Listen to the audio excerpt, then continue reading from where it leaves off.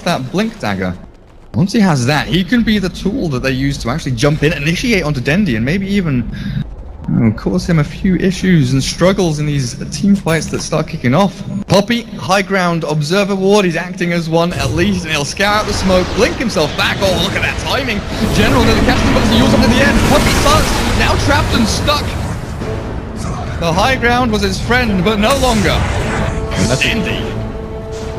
That is such a huge pickoff for Navi because they needed the Doom out of the way. I feel like of all the heroes right now, in order it goes, the Venomancer would be your first target if you can get him before his ultimate comes off.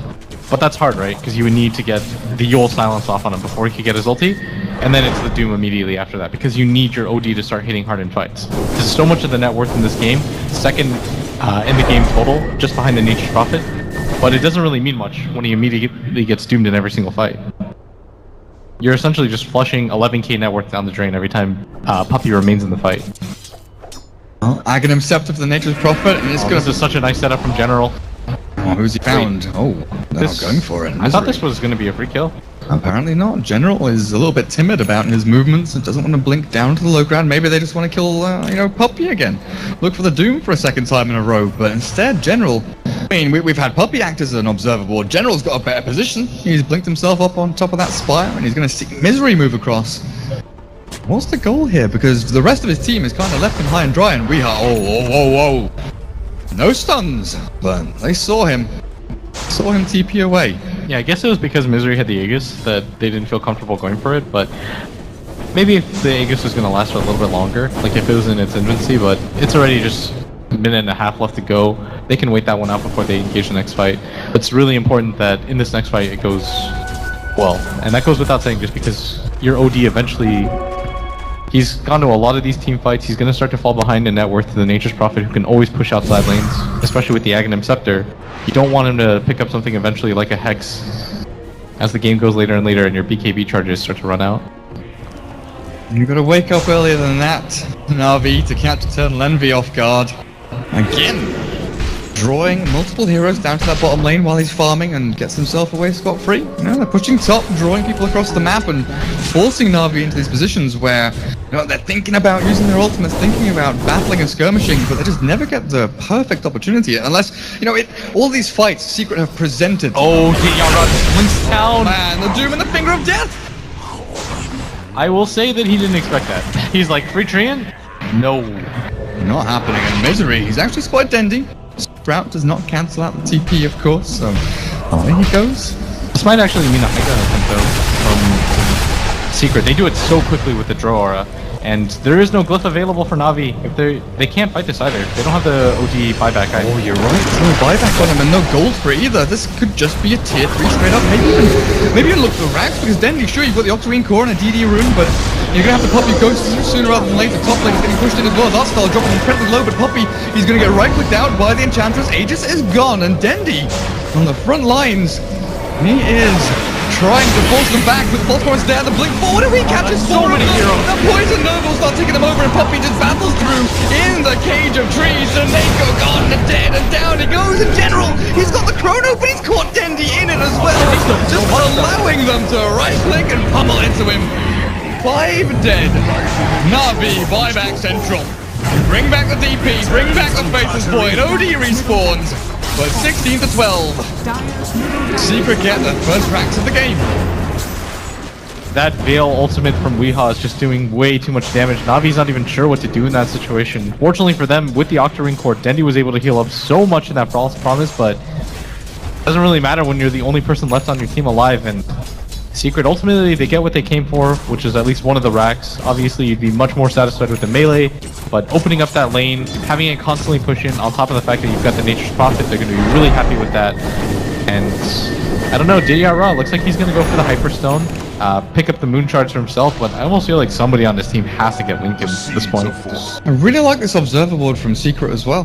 The one up above the tier 3 at top lane just gives them a nice amount of high ground vision, even if they don't have anyone up there. Going to be able to scout out, if they shove mid again, they've got the opportunity for maybe Misery to TP up and know exactly what he's dealing with around that area.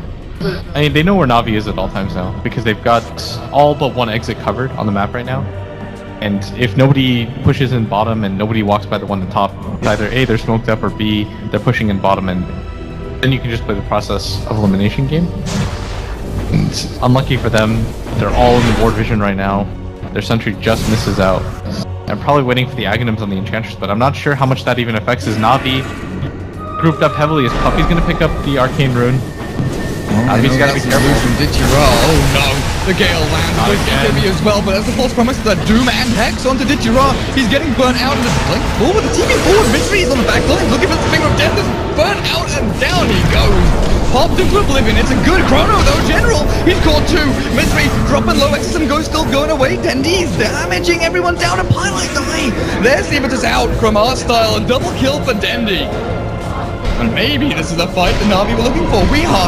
Oh, he's got his ulti. He's got a Poison Nova back onto the 2 of them. Dendy and General dropping low. They've got him out. A triple kill for Dendy. But he's dying to the ghost. Let's look at him. Ultra kill for Dendy. They just walk straight on in. It doesn't matter though. This should mean a rack. They're going to take this really quickly. Dendy's got to make his way slowly up there as Misery and Eternal Envy just completely avoiding the fight, realizing this is a free racks opportunity. Envy's gonna get out. Misery blinks out at the last second. Oh, that's a free melee racks for them. A buyback from Misery does lead to another racks up at top.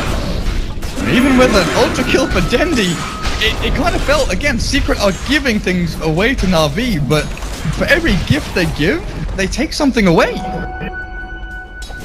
Dendy had like flashback moments when his TP got cancelled as he was getting racks. Oh no. It was like, Puppy, you remember that one? I don't like that. But at bottom, Seneco's just trying to push out the lanes, and this is what you have to do against a Nature's Prophet. You notice that Secret, they don't want to leave things to chance right now. They can win team fights with the help of Weeha's ultimate, but the DP ult is still incredibly strong. Misery still uses ultimate as well.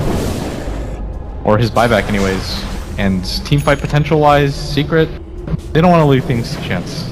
They're just going to continue to go for the push out, force Navi to make a move and maybe overextend into their hands. Well, there's your completion of the buckler. Crimson Guard for Puppy. Again, good item up against that Exorcism from the Death Prophet. Roshan up in 5. Navi, they do have actual ward coverage around the Roshan pit, so they'll be able to scout things out. But you just know if they dip into that pit, there's going to be a Nature's Prophet on, multiple lanes, just pushing in with Treants, the Aghanims upgrade. Look at them, they're already onto the range tracks. There's no one here to defend it.